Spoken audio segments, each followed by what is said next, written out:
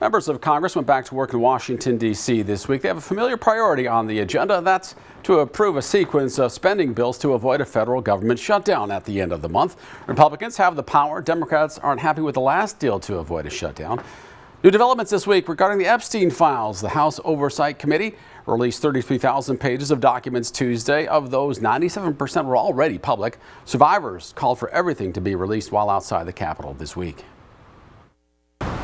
So here we go again, facing the next possible shutdown of the federal government, a little more than 3 weeks. Expect a lot of political posturing until then. One of those people in the middle of the debate is Illinois Congressman LaHood. He joins us for a conversation this morning. Welcome back to the program, Congressman. Good to be with you, Jim.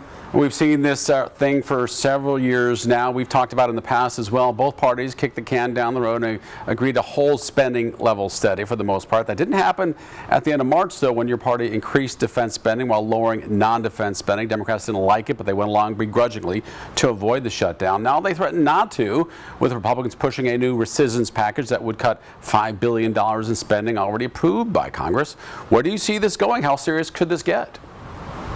Well, Jim, I hope we can work together over the next several weeks in Washington to avoid a government shutdown. That should be our responsibility, and our obligation is to have a government that functions the way that it should. Now, what complicates that a little bit, Jim, is the fact that we're $36 trillion in debt, and we have to figure out a way to have a budget that doesn't overspend and creates economic growth. But I do think there's a renewed effort by Republicans and Democrats to work in an honest way over the next several weeks, and I'm committed to doing that. Working together does mean that both sides get something. Last time that didn't really seem to happen. Well, I disagree with that. I think we were able to work on priorities on both sides. Now, we are in the majority in the House and the Senate, and obviously have the White House, and so the Democrats didn't have as much leverage there. But again, it's in all of our interest to make sure the government stays open, that it functions, that it's there for people.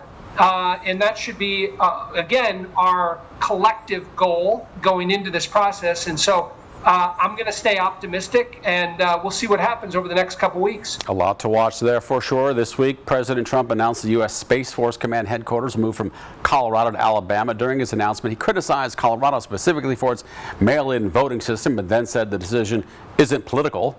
How was this not political when the very nature of the way he framed it is political? Well, obviously, Congress was not involved in that decision. That was a decision made by the administration. Remember, the Space Force was created under President Trump during his first term as a way to figure out how do we win the race in space, particularly against our adversaries, China and Russia and others. There was a decision made by the Biden administration to have it in Colorado, but this is a new agency, and President Trump this week, at the urging of the Alabama delegation and others in the military, to move that to Huntsville, Alabama. Huntsville, as you may know, Jim, is got some phenomenal resources already when it comes to space. It's got some of our best researchers, scientists, PhDs that work there in space. And this is one of the decisions that the commander-in-chief, which President Trump is right now, has the discretion to make on the best interests of the United States. You don't agree, though, that his statement was more political than not, though, when he mentions why he doesn't like Colorado and takes it away from there? I mean, there are jobs on the line in both places, seriously. I don't, my own view on that is that's not the reason why that decision was made. That was a political comment made as a part of that. But again, I think this was based on the substance of what Huntsville, Alabama offers, and the tremendous workforce that we have there already, and what it's going to save the federal government by moving to Huntsville. Up to almost $500 million in taxpayer money will be saved by having it located in Huntsville, which is a cheaper geographical region. Let's talk Epstein files now. Kentucky Congressman Thomas Massie, a Republican, says the files released by the House Oversight Committee aren't enough this week. He wants all of them and filed a discharge petition to force a vote on the House floor to get around a block by the Speaker of the House. He'll likely get support from Democrats. It takes 218 signatures to bring it to a vote. Are you going to sign that discharge petition? Well, as a former state and federal prosecutor, let me just say what was committed by Jeffrey Epstein is heinous. It is gross. It is unacceptable, and there needs to be a full accounting of what occurred there. So I am absolutely in support of transparency, holding people responsible. I want to see every list, every flight log, all the evidence that exists to be released. We owe that to the American people to do that.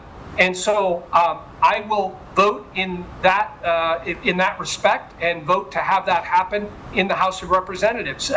And so I look forward to, again, working with our legislative team and working in a bipartisan way. This shouldn't be a partisan issue, it should be bipartisan. And I look forward to having all of those items released and that the American people can see them, and that our victims are made whole in whatever way we can do that. Well, it has sort of divided the Republican Party recently, but does that mean you will sign the discharge petition and be one of those 218 signatures?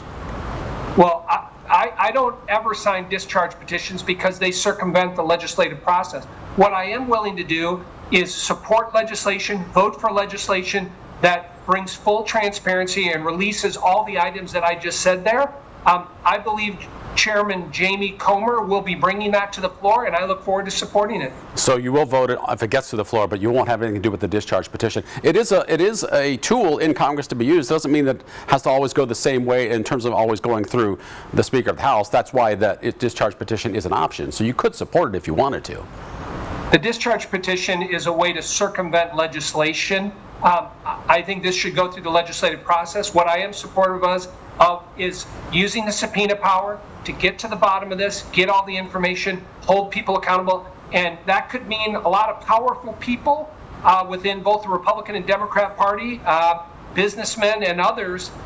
We cannot protect anybody in this process, and I look forward to full transparency, holding people responsible, making sure that criminal referrals go to the Department of Justice and people go to jail. This week, President Trump again said he will send the National Guard to Chicago to fight crime. However, other cities have higher crime rates. Memphis, Detroit, Baltimore, Kansas City, Milwaukee have the highest violent crime rates in the country per capita. Those are the top 5 anyway. Why should the president be taken seriously by targeting Chicago when other cities are worse? Well, Jim, it's a problem. Labor Day weekend, 8 people were murdered in the city of Chicago, 55 people were shot. And this was with a significant police presence in the city of Chicago. In 2025, Chicago is on track to outpace New York City in shootings and murders. Now, New York has 3 times the population, New York City, of Chicago. We have a problem in Chicago right now with crime. And I don't know why J.B. Pritzker, our governor, or the mayor of Chicago wouldn't want the help from the National Guard. If you take, by way of example, the National Guard have been in Washington, D.C. for about a month now. Carjackings are down 87%. We haven't had a murder here in 2 weeks in Washington, D.C. General crimes are down. It is working here. Chicago needs help. We have a record amount of police officers that are leaving the force and retiring.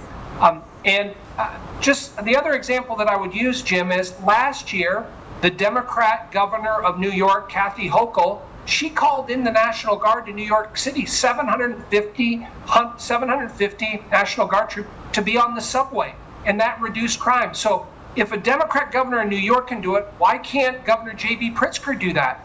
This is something that affects all of us in Illinois. We should have Governor Pritzker embracing help that's needed in the city of Chicago. Last point that I will make, you have to have a deterrence to crime.